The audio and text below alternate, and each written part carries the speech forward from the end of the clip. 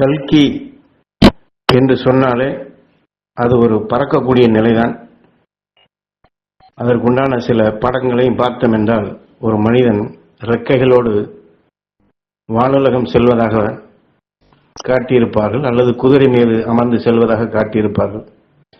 அதை எப்படி பார்த்தாலும் வானை நோக்கி நாம் பறந்து செல்ல வேண்டும் என்பதுதான் அவனுடைய அர்த்தங்கள். அது சம்பந்தமான ஒரு முக்கியமான விளக்க உரைகளைத்தான் இந்த உபதேசத்திலே கொடுத்திருக்கின்றார்கள். விஞ்ஞானத்தையும் ஒப்பிட்டு இந்திய நாட்டில் அந்த விஞ்ஞானத்தினுடைய வளர்ச்சி, அவள் முதலில் எப்படி செயற்கைக்கோளை ஆரியப்பட்டா என்ற பெயரில் சோவியத் யூனியன் மூலமாக எவ்வாறு விண்ணிலை செலுத்தினார்கள் என்பதையும் மேற்கோள் காட்டி இந்த உபதேசத்திலே கொடுக்கின்றார்கள். விஞ்ஞானத்தினால் அவர்கள் பல வேலைகளை செய்தாலும், ஆனால் இந்த காலம் கலியுகமாக இருக்கின்றது. அவர்கள் விஞ்ஞான உலகத்தில் இதை செயல்படுத்துகின்றார்கள். ஆனால் இது எவ்வளவு காலத்திற்கு இந்த விஞ்ஞானம் செயல்படும்?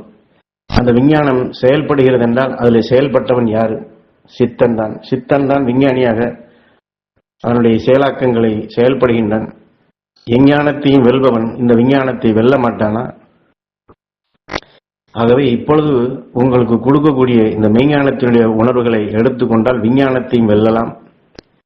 இந்த நிலையிலிருந்து எந்த ஞானத்தையும் வெல்லலாம் என்றால், விஞ்ஞானிகள் இன்று நாங்கள் கண்டுபிடித்து விட்டோம் என்றுதான் சொல்லுகின்றார்கள். ஆனால் தன்னையும் சரி, தன் வாழக்கூடிய பூமியும் சரி, இந்த காட்டு மண்டலத்திலையும் சரி, சமுதாயத்தையும் சரி, எத்தகைய கேடு உண்டாகிறது என்பதை அவர்கள் உணரவில்லை. அதைத்தான் இங்கே சுட்டிக்காட்டி இந்த நிலையை மாற்றியமைக்கும் நிலையாக, இதிலிருந்து தப்பும் நிலையாக பறக்கும் நிலை பெற வேண்டும் என்பதைத்தான் இங்கே இது முதல் பாடமாக இந்த பூமியினுடைய ஆகர்ஷண, அதாவது புவி ஈர்ப்பு என்று சொல்லுகின்றமே, இந்த புவி ஈர்ப்பினுடைய தன்மைகளை நீ உணர்ந்துகொள். நீ என் நினைவை நீ தெரிந்து கொண்டால் இந்த பூமியினுடைய இயக்கத்தை நீ தெரிந்து கொள்ளலாம்.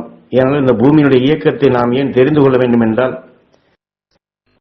இதை முழுமையாக தெரிந்து கொண்டால்தான் இந்த புவி ஈர்ப்பின் பிடிப்பை விட்டு நாம் கடக்க முடியும். இன்று விஞ்ஞானத்தினால் அவர்கள் ஆரியப்பட்டா இன்று இந்தியாவிலே முதல்ல விண் செலுத்தப்பட்ட செயற்கைக்கோளாக இருந்தாலும், அதற்கு ஆரியப்பட்டா என்ற ஒரு தத்துவ ஞானியினுடைய பெயரை அவர் வைத்திருந்தாலும், அந்த பறக்க செய்யும் நிலையோ அல்லது அந்த பெயர் வர காரணமான நிலையோ, அந்த ஆரியப்பட்டா என்ற அது அதுவாக பறந்ததா?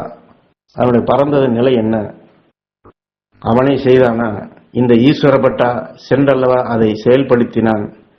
ஆரியப்பட்டா என்னும் பெயர் வர அவனுள்ளே நான் இருந்தேன் என்று அதை உணர்த்தினார். என்றால் பறக்கவிட்ட காலத்திலே அதற்குள் நின்று நான் செயல்பட்டேன் என்று 1979 இதை வெளிப்படுத்தி காட்டியிருக்கின்றார். ஆக இந்தியா என்று இந்தியாவுக்காக மட்டுமல்ல, இந்த உலகில் எல்லா பகுதிகளுக்கும் நான் தத்துவ ஞானிதான், எல்லா பகுதிகளுக்குமே நான் செல்வேன், நான் எல்லா பகுதிக்கும் இணைந்தவன் தான் என்று சொல்லுகின்றார். அங்கும் சித்தன் உள்ளான், இங்கும் உள்ளான், எங்கும் உள்ளான்.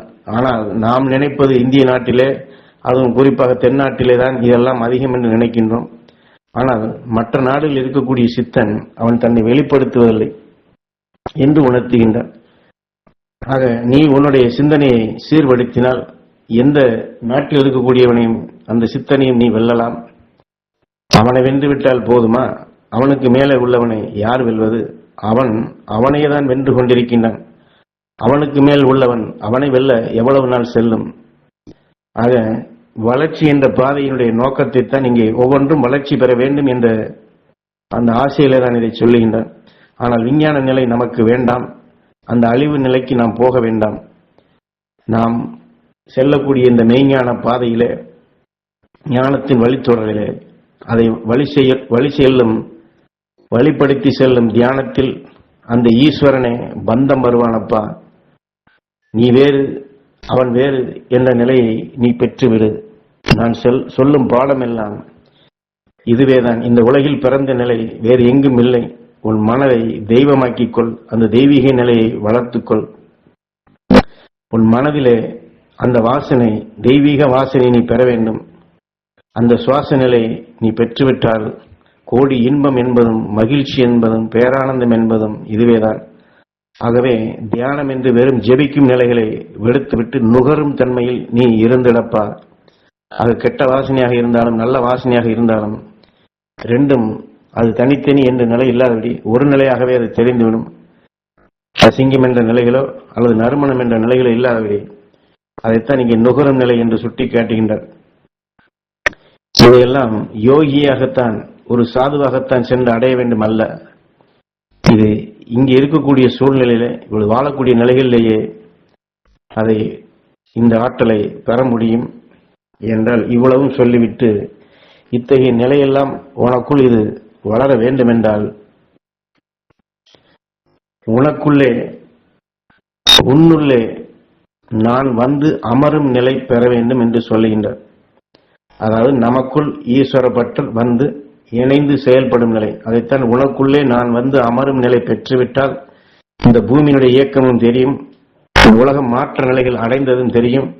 ஆக நான் உனக்குள்ளே வந்து அந்த அமரும் நிலை வந்துவிட்டால் நீ இந்த ஒளி உடலை பெற்றுவிடலாம்.